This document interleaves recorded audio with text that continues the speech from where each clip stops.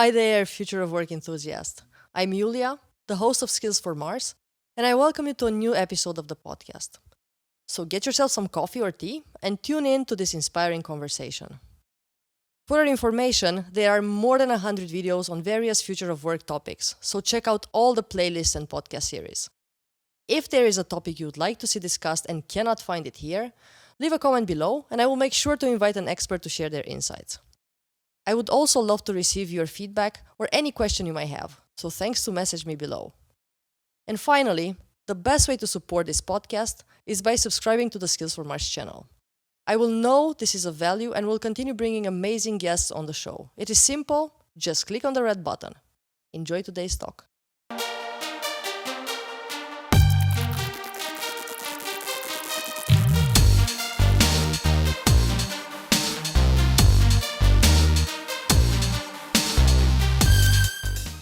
Hi Marc, and welcome to Skills for Mars. I am very thrilled to finally be hosting you. We've been talking about this for so long. It's a pleasure to be here. Marc, for everyone to get to know you a bit better, are you okay to just shortly introduce yourself and what you're doing as a day-to-day job? Sure, yeah. So I'm training as a psychiatrist. So I'm a medical doctor. I'm just finishing up my training as a psychiatrist in Melbourne, Australia. I'm also doing a PhD in kind of a crossover between environmental psychology, visual neuroscience, human performance, and mental health and recovery. So it's a kind of a mixture of a whole bunch of different areas. I'm still trying to work out how to shorten the name of my project, as I hear a lot of PhDs suffer the same problem. So I have an interest in space medicine and space psychology, psychiatry. So I've been with the Space Life Sciences Committee for our Aerospace Medicine Society for 4 or 5 years now, and been part of our Humans in Space Medicine course. They're the main things I'm doing at the moment. So going back to your PhD, how do you combine them? Psychiatry with visual, neurology, human performance. What's the thesis about? What are you researching? Essentially, and this is the connection with the Mars stuff. So it's the environmental psychology of isolated environments or confined environments. In space, in the sort of space research area, they talk about ICEs, so isolated and confined environments. But it's essentially how do you get someone to live well? How do you get them to maintain their mental health, to perform in a very small environment? And that's about how you design the habitat. And that's really similar to other sorts of confined environments that people might live or work in. And a couple of, from healthcare, two good examples are dementia wards for the elderly, or nursing homes when people's entire life is in a much smaller space and their mobility to leave is reduced. And in mental health, in psychiatry wards. So in the ward environment, when there are issues with your decision making, and so doctors have had to say you actually need to stay in the hospital for a period of time to recover.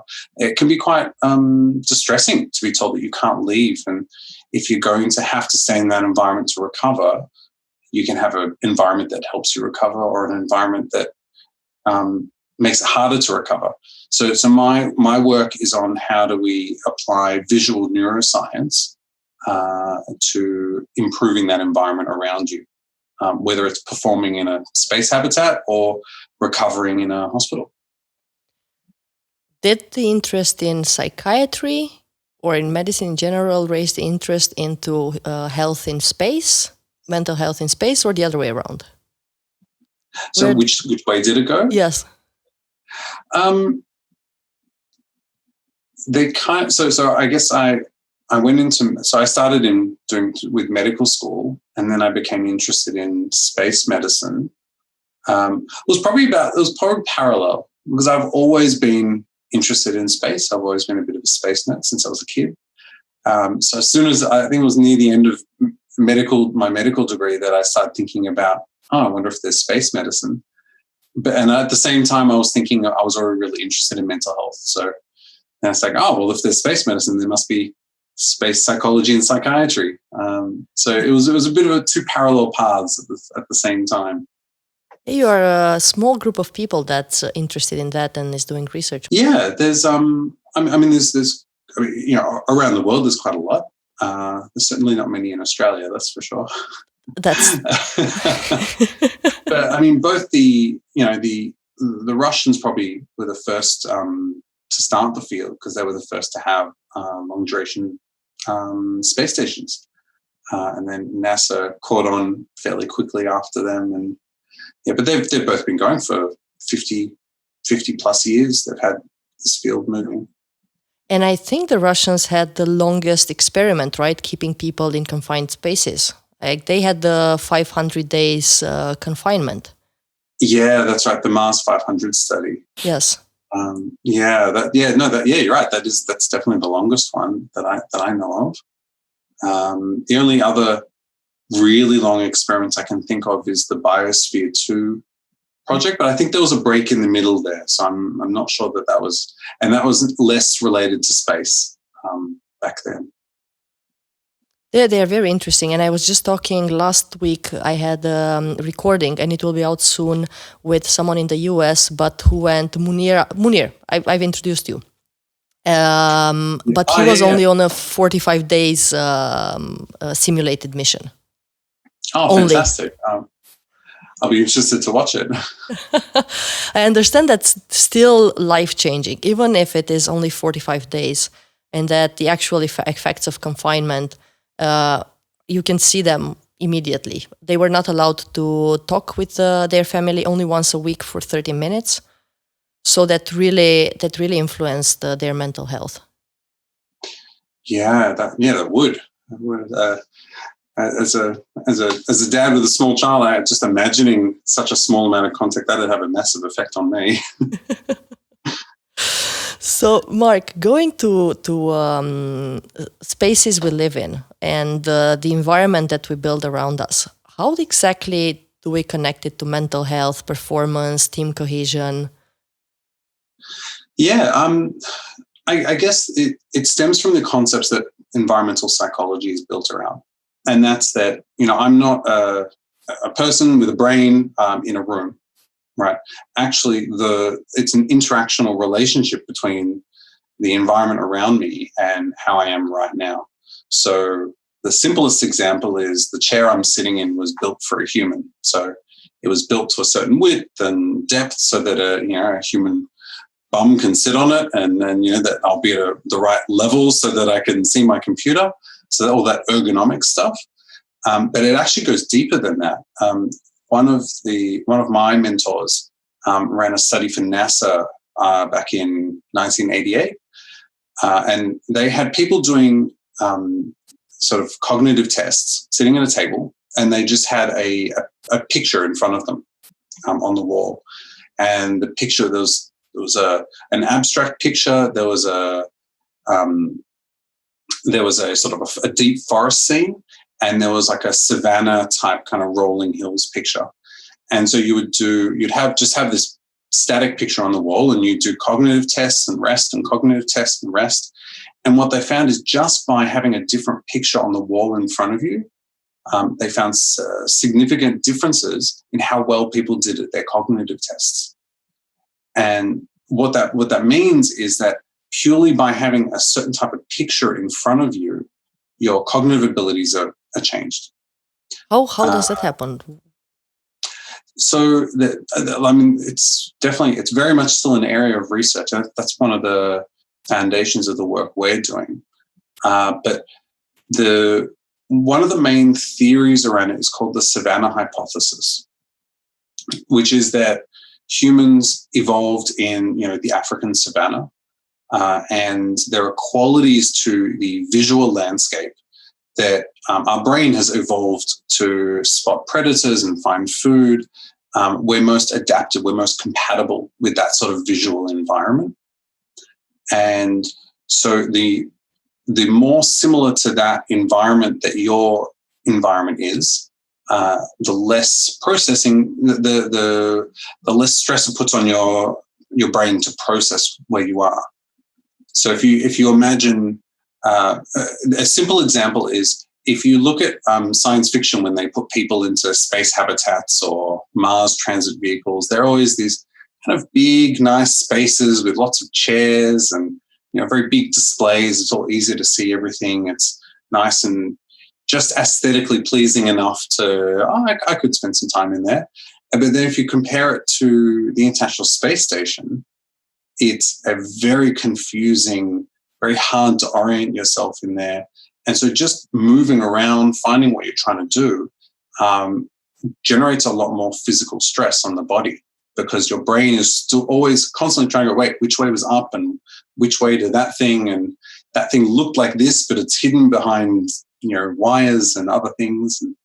Yeah, and you have to stick everything to a wall. But is the stress influencing the cognitive performance, or there's no mediating relationship? It's that I can't say definitely yes or no. The evidence would point to it is having an impact on. If I guess there's a question of what are you talking about in terms of performance? Like if for instance, astronauts obviously do their jobs very, very well in that environment. I mean, they train in that environment to reduce how much it impacts on them. They're generally very high functioning people. And I mean, if you put me in that environment today and told me to do a task, I depending on what the task was, there's a good chance I'd be able to do it. But if you then actually go and measure, well, how quickly did I do it? How accurately did I do it? Your environment will actually mediate how well you achieve your whatever you're trying to do. When was this discovered? When was this research first? Do you have any idea around? Not the. I guess it's a question of which part of it. I mean, environmental psychology as a field has been around for decades. Okay. As a broad field, but it's still quite very much in its infancy because our understanding of, I mean, as with most things with the brain, our ability to measure is not very accurate. We've got fMRI, which is still pretty blunt resolution sort of imaging of how the brain works. You can't really see anything on a circuitry level. But I mean, sort of the neurological sciences on the human brain, and especially looking in space, has been going on for decades.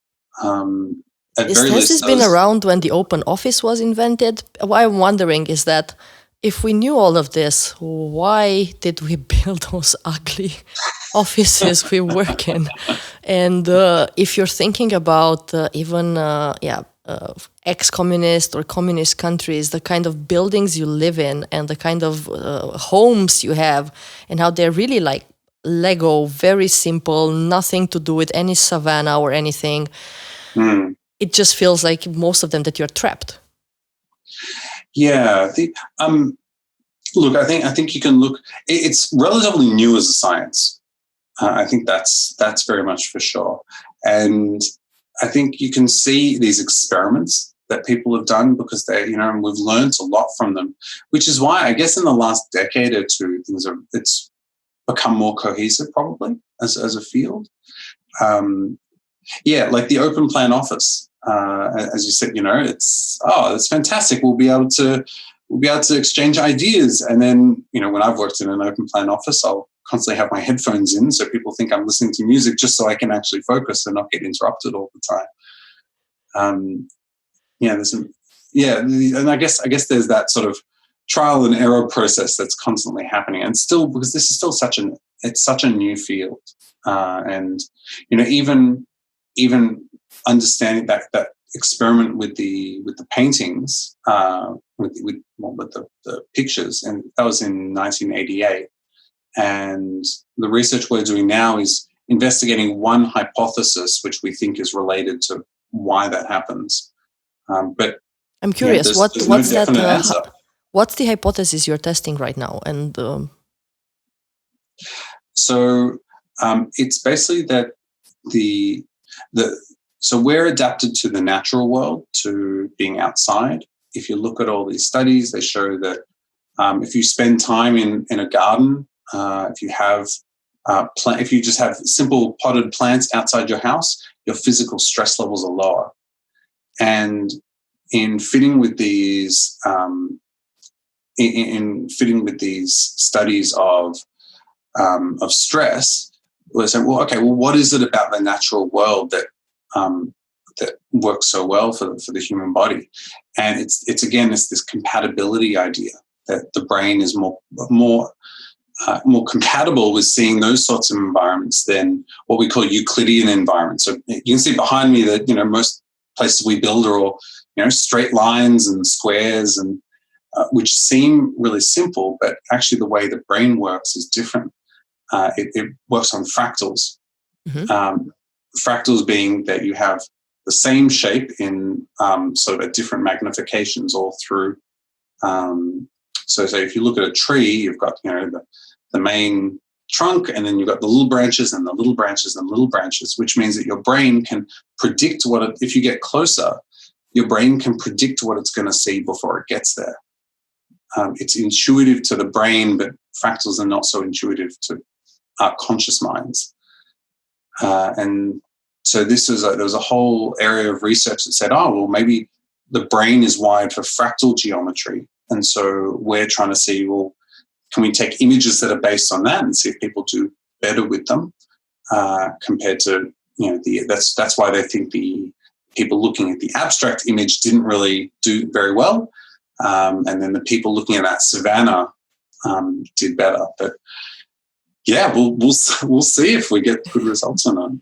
And I'm curious because you said and you mentioned twice that people do well and they have lower stress level. How much lower? Is it like 1%, 2%? Is it 30%? How much lower are we talking about? It's not really something I can put a percentage on. You can measure stress hormones, mm-hmm. and you can say, oh, the hormone levels are lower. You can do galvanic stress testing on sort of skin conductance. You can say, oh, it's lower. Or you can look at cognitive performance. So these are all sort of secondary measures. Mm-hmm. So it's hard to say what the experience of stress is, but you can say, well, there's all these signs of stress that we can see getting lower, or performance that are getting better. So how is that stress influencing us? We just perform, we have lower performance levels, we get tired easier. What is that kind of stress doing to us? And not only to us, but maybe to the people around us as well. It can do a range of things. If you think about if you're tired, everything gets a bit harder. And it's the same idea that when we talk about stress, we're talking about, it's a big word that encompasses a lot of things. There's how tired are you? How sort of switched on is your ability to focus and analyze? How much emotional resilience do you have? I'm sure most people have had the experience of being too tired and being in a conversation where there was a lot of emotional need, and it's like, I don't have the energy for this. So there's, the impact on sort of say analyzing results like work, and then there's the impact on social skills, and then impact on your own well-being, your own feeling of calm and feeling of being able to endure whatever you're doing. So in going back to your original question, the relationship to mental health is that we're hoping that if you've got someone who's sick, whether it be mental health or say with dementia in the elderly, there's a strong connection between stress and dementia symptoms being worse. That if you put them in an environment that's more adapted for them, more ergonomic, that they'll recover faster. That they might get out of hospital sooner, cost less health resources. A really good example of the opposite side is that in intensive care units, if you've ever been in an intensive care unit, it's white walls, it's white walls, it's very bright, it's not a pleasant environment to be in. It's white sheets and wires and tubes everywhere and loud, and there's beeping from machines everywhere. It shouts danger. Sorry? It shouts danger. Yeah. That's how I feel. Like I shouldn't be here. I really shouldn't be here. That's the feeling that you get when you're in an IC. Exactly. And so there's a very well-known in medicine, we talk about ICU delirium. So if you have a patient who's in there too long, their mental function goes off, purely just by being in that environment. I mean, often they're sick as well, but that environment's well known for exacerbating whatever's going on. So yeah, I guess that's the mental health connection. And then the performance connection is there was a great thesis on Mars travel, Mars space travel by Elizabeth Lockhart quite a while ago. And she talked about moving from survival to performance to habitation. So if you think about, the first Soyuz or the Mercury rockets, and you could put a person in this tiny little capsule and keep them alive, they could survive. But then they had to learn how to actually stay in space and work. So you had to have bigger spaces. So like the Apollo missions, where you have more space or space stations where you've got, you can actually do your job. You can actually not just be alive, but actually be productive. In some of the first one of the first Russian space stations, one of the Soyuz stations, there was a mission where by the end, the cosmonauts were only getting 2 or 3 hours of work done per day by the end of the mission.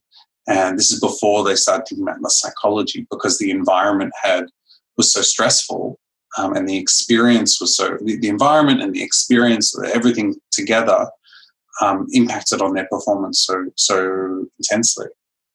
So when you start thinking about going to Mars length, you've got to start thinking of not just performance, but also habitation, because you've got to perform, but on this scale of, which is so much longer. I always wonder, because I talk about all these studies that are actually done with humans, right? For going to space, 500 days, 300 days, and so on. Is this reversible? If they get any sort of mental issues, performance issues, are they there to stay? Is it like, can you get like PTSD kind of issues, or is it reversible? It's not easy what they go through. No, not at all. And when they go to Mars, it'll be an order of magnitude more. The answer to that is both a positive and a negative. Mm-hmm. Well, the answer is that any experience can be traumatic, but also on the other side of it, there's a whole area of research called salutogenesis, which is basically that difficult experiences, by overcoming them, we actually become stronger and get better. So, you could go into an analog environment and have an awful time for whatever reasons. And say people, with the Antarctic expeditions, you might spend a winter in the Antarctic and for whatever reasons hate the experience, and for years dwell on how awful that was. It's possible. Most people enjoy it more so, but it is possible for it to be a traumatic experience. But then there's also a lot of people that will go and do something really hard, and at the time being, oh, this is so difficult, and then afterwards have that strength of, wow, I overcame that, and actually gain from it. And I think that's actually probably more common reaction. In fact, I'd say it's good to hear. Definitely more common than trauma. That is good to hear. Because I was always like, are we really doing this with humans? I mean, we kind of have to, but it just feels like it's not easy. So yes, how does space, and especially locked space, affect maybe a family, or even working in a team? If we're talking about families right now, what's happening, working from home, and really making sure that yeah, everyone has the right performance, everyone can do their work. But in space, it's the same, right? You're same, confined in even a smaller place. Yeah, I mean, if you think about it, if you're on the space station, you can't say, I'm tired of this, I'm going out for a run. You can't really go outside. It's actually, look, there are a lot of similarities, which, I think during the pandemic, I actually went from, looking at this very niche area of space medicine, and suddenly I end up writing a paper with some colleagues about surviving COVID isolation. I think I mentioned to you that here in Melbourne, we just had 112 days of near complete lockdown. And working in mental health has been very interesting to see how that's affected people. But everything you're saying is so right. So you have the family where the parents usually would go to work and the kids would go to school. And now suddenly you have the kids trying to do school in their bedrooms, say, and then dad trying to do his job at the kitchen counter, and mum sitting at the dining room table. And it becomes just the intensity of how everyone is impacting on everyone else's, what everyone's trying to do. It can bounce off each other and become really problematic if you don't have the space for it, or if those relationships are already tense. I think I saw some research that in China, after the first lockdown, they had this huge spike in divorces. I'd have to look that up. I've heard it. You're not the first person that says that. So someone else looked it up as well. Yes. I'm glad it's not just me. I'm not sure if it was a discussion with Cheryl or someone else. But yeah, apparently the rate of divorce was sky high. But I understood it's also very easy to get divorced and get married. Okay. Yeah, fair enough. But I guess as a clinician, it makes sense to me because, there are the people even in marriages, we're not perfectly aligned all the time. A very good psychotherapist mentor of mine said that we're only on the same page. Married couples are only on the same page 40% of the time, and on average. Yeah. Interesting. Well, and everyone needs their own time to do their own thing. You don't want to be, working together and in the same room all the time. Like, you need time to do your own thing. And so if families have worked out their way of managing in, say, the coronavirus, in normal life, like, when life at home gets a bit busy, at least I'm going to work and I'm doing something different. If now you're trying to do work at home, those ways you've built up of coping, of managing your relationship can be exposed to too much stress. Yeah, for sure. No wonder that family conflict increased, drinking increased, obesity is... Exactly, yeah. It's all increased. Tell me a bit, what can we do? You were talking about dementia in nursing homes and ICUs, and we have quite a lot of people in ICUs right now. Is there something you can do in those spaces to make it easier for them, to reduce the stress, maybe lower dementia rates or recovery rates, and even speed up ICU recovery rates? Are hospitals somewhere using any of this research to just make it better for their patients? Yeah, if you look at, hospitals that are being designed now compared to hospitals that were designed, even 10, 20 years ago, you can see the differences in some of the design choices that have, the way the architecture has actually evolved, the built environment along a lot of these ideas. Having not just having sterile white halls, but having arts or having different. One of the big things in both space and in any confined environment is visual novelty. If you're always looking at the same space, that thing you're looking at gets old. You get sick of looking at that same thing, and there's something about that that's not good for your brain.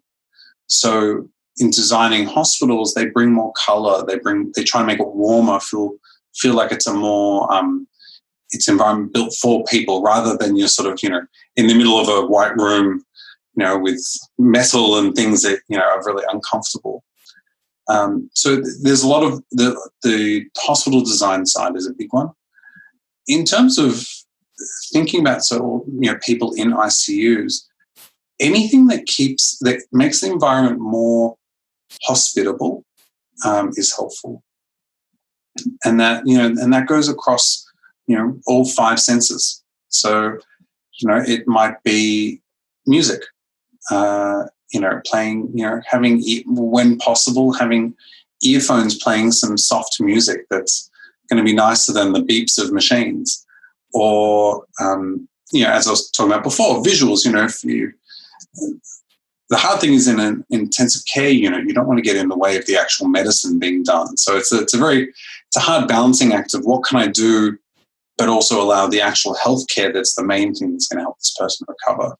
But whether they're, when I walk into a patient's room where they have photos of loved ones or grandchildren's drawings on the wall, it almost always makes me think that this person has adapted the environment around them to be more recovery focused, more helpful.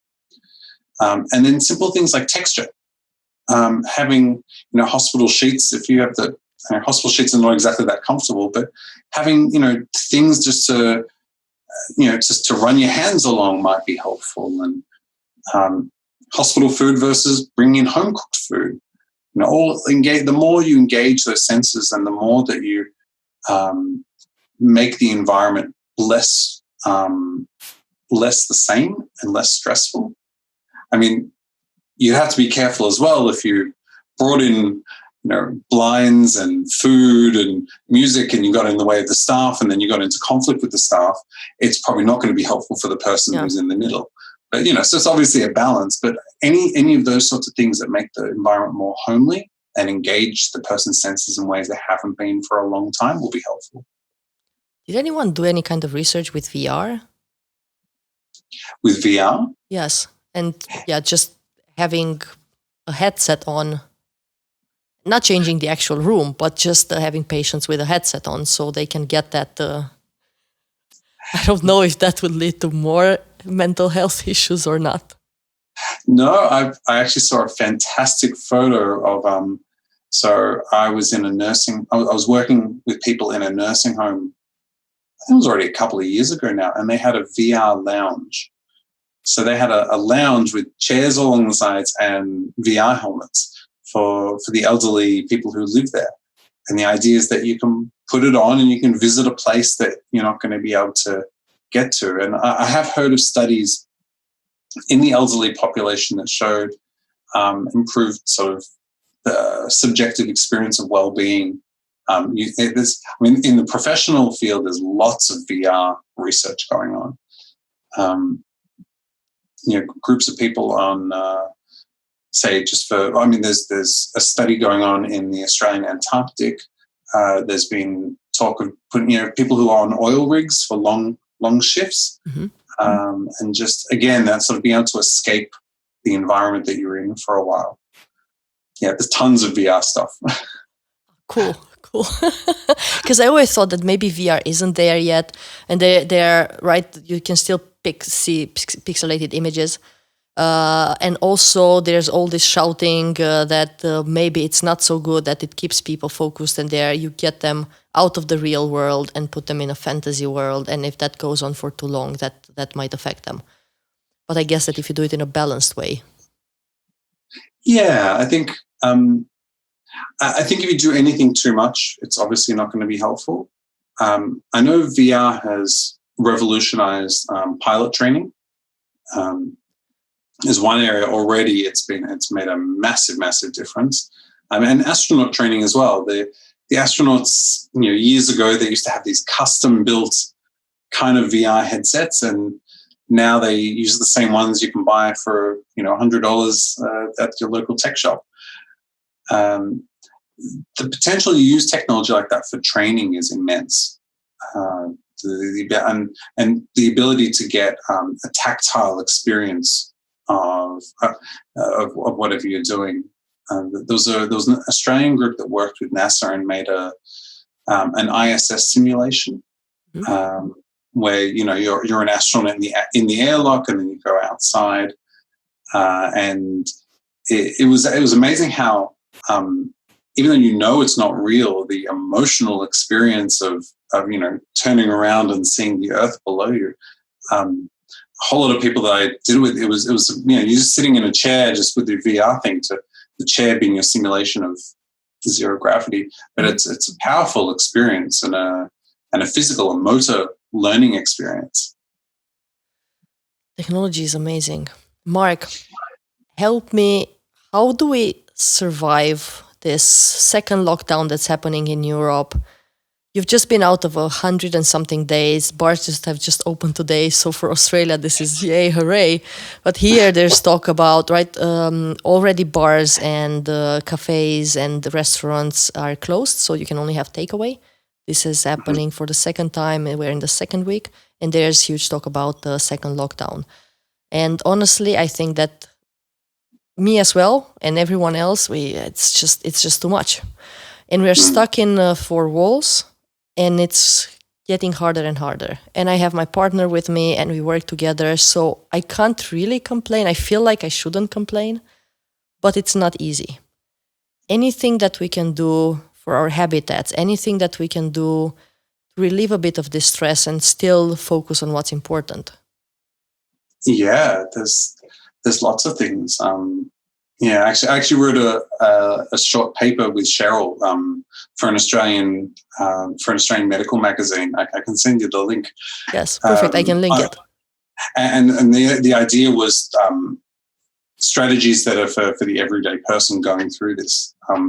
But a lot of the data we used for that, we took from lessons for astronauts. So the simplest things are building routine into your life. Your brain's circadian rhythm, your sleep-wake cycle is so important for keeping depression away. In the Mars 500 study that you talked about, one of the analog astronauts actually ended up getting depressive symptoms, and I think two of them switched their day-night cycle because over time it just got to them. That was 500 days, and we just did 112. So I think everyone in Holland will be okay. But simple things like keeping that routine, so having a relatively routine bedtime, regular exercise, making sure you're sort of keeping your body moving, feeding it well, having a mix of goal-directed behaviors. So things, projects that you're interested in, or work or sort of personal projects, and then non-goal directed stuff. So I'm just going to binge watch Netflix or play a computer game, or work on that song on my guitar, or that sort of thing. So having that balance of all of those different activities, and then keeping the environment around you as varied as possible. So we talked a lot about telling people to just open up the curtains if you're used to having the curtains closed, or open the windows. So even though you're inside and the air is quite still, you have the windows open, the wind comes through, the feeling of the wind on your skin. I know Scott Kelly, when he came back from his year on the International Space Station, he said feeling the wind on his face was the most profound experience, because he hadn't felt wind in a year. And funnily enough, moving around furniture. So changing the way that your living environment is set up. Putting up moving art around, or moving, let's put the bed this way for a few weeks, and then because it keeps the environment around you interesting. For sure. Now I know I'm maybe pushing this too far. What's happening when all of that is done? So I had friends, and so we just moved furniture around, right? So still not over that yet. But I was speaking to a friend on the phone when this happened, and she said, "Yeah, I've moved it 10 times already. I live alone in my house. I cannot get out." And then that's really hard. It's really hard, especially people who are living on their own. That's another. I mean, if there's conflict between two people, that makes it really bad. But being on your own and not being able to see people is incredibly difficult. We had people here in Melbourne who would have like an isolation buddy. So it was like, I'm allowed to go out and visit this one person. That's good. Now I think of it, I'm not sure it was actually legal. Okay. In the early days. But I know of other people who said, look, that's the one person I'm going to see, and it's safe for us. We know that we're the only other person who each other are seeing. And they did that because otherwise they just felt like they couldn't cope. Here you are allowed to have a sex buddy. Oh, that's good. Yeah, that keeps it all a bit different. Actually, I think you're. I think here as well, you were allowed to date. So yeah. Yeah, here they actually called it a sex buddy. So hey, you're alone. Yes. Just pick up one person and for the whole lockdown. And you're allowed to have that buddy. You're allowed to have that buddy, exactly, and to visit that person. That was in the initial stages. Now there's no talk about that, I guess. Yeah, now you can have 3 people visiting extra from whoever you have at home. Okay. Is there something? Go ahead.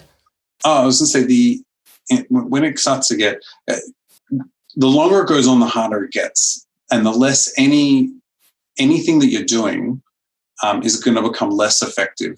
The longer you're doing, I've moved the furniture once, twice, 5, 10 times, but the more different things that you're doing, so you're moving around the furniture and you're changing the art and you're watching different TV shows and sometimes reading a book instead of watching a TV show, or the more different things you're doing, it is helpful. The other thing that seems to be has been really helpful is social activities, like building new social activities, playing, having a group of people to play charades over a Zoom call, or I know online gaming has gone skyrocketing because I've been a gamer for my whole life, but most of my friends were not. Most of my good friends here, but a whole bunch of them, for the first time, was sort of engaged because it's a way of sharing social experiences, and you project yourself into something like Minecraft, like a really simple looking game, but you're projecting yourself out of your static home into this world, and you can all do things together and have experiences together. Plus share a laugh, right? Yeah. Sorry? Plus share some laughter and some jokes, maybe audio-wise versus just visual-wise. Yeah, I'm a gamer as well, so it helps. So you understand. Yes. Yeah. And is there something we can do to make our home office space a bit better as a habitat? Right, not necessarily, for sure, it will involve some of moving furniture and so on. Like this Savannah hypothesis that we were just talking about. Would it help to have a green poster somewhere? Would it have to help a green? Is it green mostly? Is it fractals? Is it what would help the environment and make it a bit less stressful? There's no one answer to that, because there's so many different things you can try. With the fractal thing, the importance is, when most of us think of fractals, we think of what's called exact fractals. That's those psychedelic 1960s pictures that, those are exact fractals, and they can actually be unpleasant. They can be too intense. It depends on, everyone's aesthetic experience is a bit different. So when we're doing this research and we say, well, there's like the really thick fractals and the really thin fractals, like, the really simple ones and the really complex ones. And it's this range in the middle that seems to be the most pleasing for the brain. But then artistic people, it tends to be a bit higher. They tend to like a bit more complexity. And some people will like it a bit lower. So you have to try it around. The simplest answer is you find something that is aesthetically pleasing for you. You go back to aesthetics, and you find art. And do I like, the art that I like, you might not like. So the most important thing is finding something that looks pleasing to you. Certainly, nature is a pretty, more often than not, nature is something that is pleasing in some way. So certainly bringing nature into the home. Look, having potted plants, indoor plants, pictures is going to be helpful. Even abstract art is also can also be great. There was a study in hospitals that showed that people definitely preferred natural scenes and landscapes to abstract art. But in the end, every person's different. So when you're thinking of improving your office space, I guess images, potted plants, reducing the clutter. If you have a very cluttered space, it actually impacts on your ability to do your job. There was a study of nursing stations in hospitals. So it's the desk area where the nurses do their work. And they studied how often they made errors in medication, giving medication to patients and writing in files. And then they made the desk bigger and they improved the lighting. And the amount of errors dropped because suddenly it was, there was less stress in trying to find a little, in hospitals usually it's, this much desk space for 10 people trying to use it and kind of rotating through. So you're often on a corner trying to write something, and that's stressful. So you're more likely to make mistakes and find that unpleasant.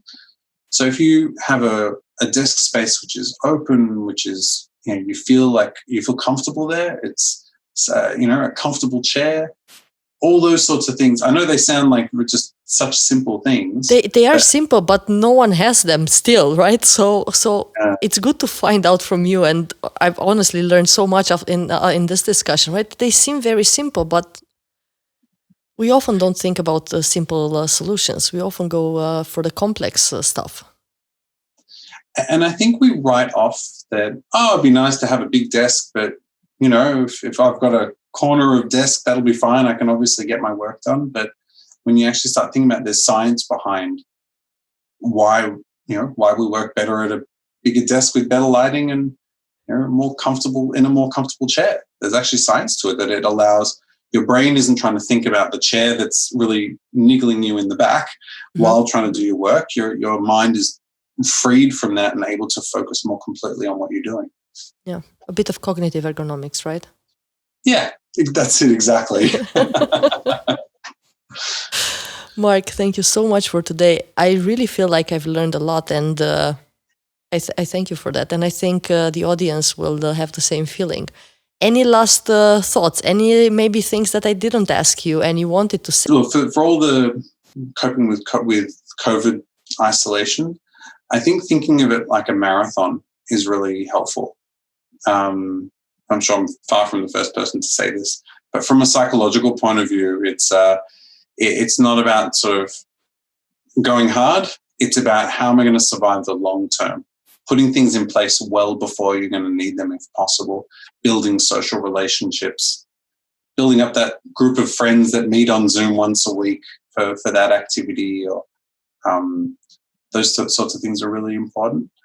And then I guess when it comes to Mars and the same thing, I mean, there are lots of challenges and, the technology and the psychology, but the best example is in the late 1800s, polar exploration. You had a ship full of people trying to last, that went away for years in incredibly depriving conditions, and they survived. Well, so there were many people that did survive those experiences, and that's actually not too far off what going to Mars would be like in some ways. So, yeah, it's all possible. But no, thank you very much for having me. Thank you. The pleasure was all mine. And I'm looking right now into this whole selection thing for Mars. Right? Yep. And I've seen another university being opened up as well for studies, which is very interesting. This was after the Mars Society conference. Right, so I haven't seen that yet. Yeah, I will send you. I can send you an email and share that with you. Yeah, it's fantastic. It gives us that common purpose, long-time common purpose, where hopefully we can all go in one direction, no matter the nation, the race, the whatever kind of discrepancies we might find between us. Agreed. And what I'm also excited about is, well, I guess one of the things that motivates me about all the space stuff is that there's amazing things we can do together, but then the things we can discover, whether it's technology or medicine or psychology, and then bring it and apply it back home in, the lessons we've learned from, as awful as COVID has been, the lessons we'll learn from COVID are just immense, and how it's going to impact on healthcare in the future. So there's always a silver lining. Always. Marc, thank you so much.